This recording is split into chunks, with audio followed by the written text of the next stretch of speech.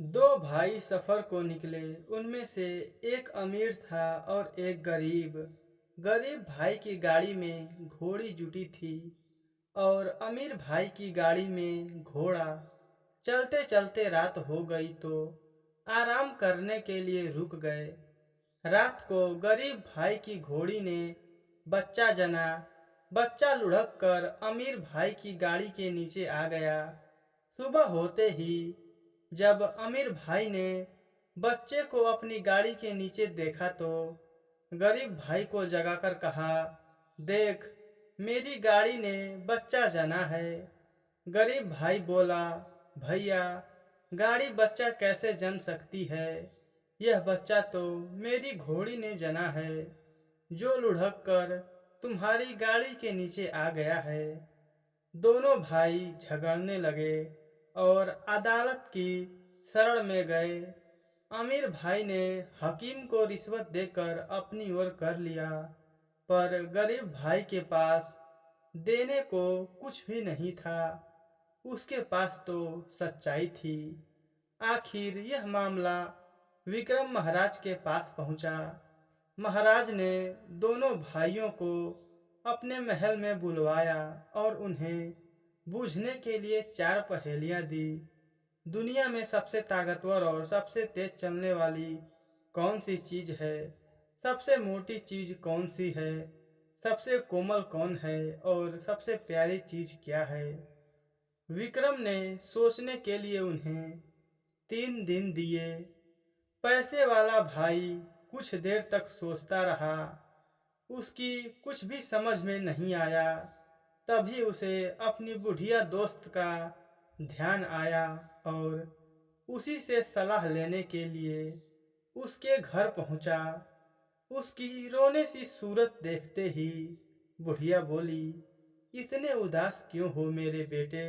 दोस्त, क्या बताऊं अम्मा, महाराज ने मुझे बूझने के लिए चार पहेलियां दी हैं और समय दिया है कुल 3 दिन।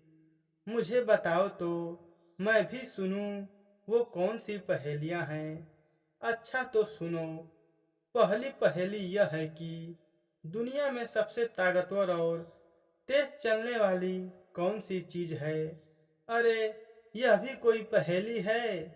मेरे पति की भूरी घोड़ी से ताकतवर कौन हो सकता है? और तेज तो वह इतनी है कि खरगोश से भी आगे निकल जाए। दूसरी पहेली सुनो। सबसे मोटी चीज कौन सी है? अरे, यह हमारा सुअर, जिसे हम 2 साल से पाल रहे हैं। वह अभी से इतना मोटा हो गया है कि अपने पैरों के बल खड़ा नहीं हो सकता। तो तीसरी पहेली सुनो। दुनिया में सबसे कोमल चीज क्या है? पैरों का बिछौना। जाहिर है, उससे अधिक कोमल और किस चीज की कल्पना की जा सकती है? अच्छा, अब आखिरी पहेली भी सुन लो। दुनिया में सबसे प्यारी चीज कौन सी है? मेरा पोता, वही है सबसे प्यारा। भगवान तुम्हारा भला करे। मैं आजीवन तुम्हारा आभारी रहूंगा। तुमने मुझे, कम अक्ल वाले को, अक्ल दी है। उधर गरीब भाई फूट फूट कर रोता हुआ घर पहुंचा। दरवाजे पर उसकी 7 साल की बिटिया उसे मिली। उसके परिवार में बस यही एक लड़की थी। बिटिया बोली, पिताजी, आप रो क्यों रहे हैं और इतनी लंबी आहें क्यों भर रहे हैं? रोऊं नहीं तो क्या करूं बेटी?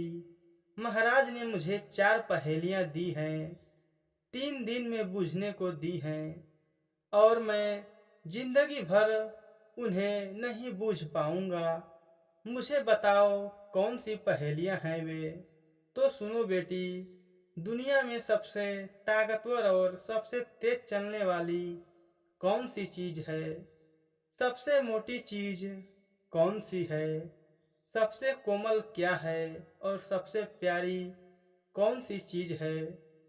पिताजी, आप महाराज के पास जाइए और उनसे कहिए सब चीजों से ज्यादा ताकतवर और तेज हवा है। सबसे मोटी चीज धरती है, क्योंकि दुनिया की तमाम जानदार चीजों का वही पालन पोषण करती है तथा उनका भार सहन करती है। सबसे कोमल अपना हाथ है, क्योंकि आदमी नरम से नरम बिस्तर पर लेट जाए फिर भी अपना सिर के नीचे हाथ रखता है। और दुनिया में सबसे प्यारी चीज नींद है। फिर दोनों भाई महाराज के सामने हाजिर हुए। महाराज ने उनके जवाब सुनकर गरीब भाई से पूछा, तुमने पहेलियां खुद बूझी है या किसी से मदद ली है? जहाँ पना, मेरी एक बिटिया है 7 साल की, उसी ने जवाब बताए हैं। अगर तुम्हारी बेटी इतनी बुद्धिमती है तो लो यह रेशम का धागा उसके पास ले जाओ और उससे कहो कि कल सुबह तक इस धागे से मेरे लिए एक कामदार तौलिया बुन दे। गरीब भाई ने रेशम का वह जरा सा धागा ले लिया और जब घर पहुंचा तो फिर उसके चेहरे पर उदासी छाई हुई थी और चिंता और शोक के सागर में डूबा हुआ था। हमारा तो भाग्य ही फूट गया है बेटी, उसने कहा। महाराज ने हुक्म दिया है कि तुम रेशम के इस जरा से धागे से उसके लिए एक कामदार तौलिया बुन दो। पिताजी, आप चिंता न कीजिए, बिटिया ने जवाब दिया।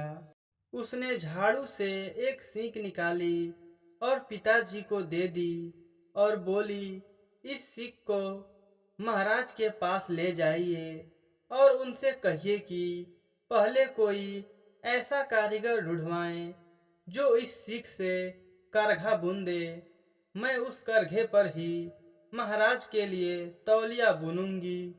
उसका बाप महाराज के पास गया और उससे बताया कि उसकी बिटिया क्या चाहती है। महाराज लड़की की अक्लमंदी को समझ गया, इसलिए करघे की बात टाल गया और अपनी दूसरी शर्त रख दी। गरीब आदमी को 150 अंडे देते हुए बोला, ये अंडे अपनी बेटी को देना और उससे कहना कि कल सुबह तक इन 150 अंडों से चूजे तैयार कर दे। गरीब आदमी घर लौटा तो पहले से भी ज्यादा दुखी और निराश नजर आ रहा था। अब क्या होगा बेटी, एक मुसीबत टलती है तो दूसरी झट से आ खड़ी होती है। इतना कहकर उसने महाराज का नया आदेश सुना दिया। दुखी न होइए पिताजी, 7 साल की बिटिया ने कहा। लड़की ने सारे अंडे घर में खाने के लिए रख लिए। वह पिता से बोली, आप महाराज से कहिए कि इन चूजों के लिए एक ही दिन में उगा हुआ दाना चाहिए। खेत जोतकर उसमें दाना बोना होगा और उसे काटकर दाना निकालना होगा। सो यह सब काम एक ही दिन में पूरा हो जाना चाहिए, नहीं तो चूजे उसे छुएंगे भी नहीं।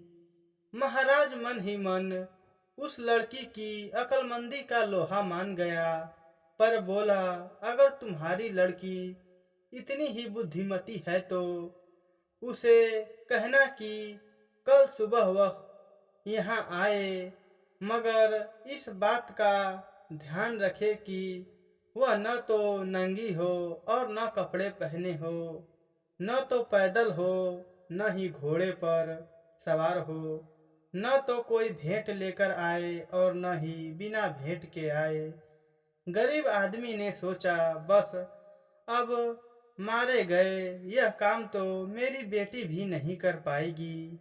लेकिन बिटिया बोली, दुखी न होइए पिताजी, जरा शिकारियों के पास जाकर एक जिंदा खरगोश और जिंदा तीतर ले आइए।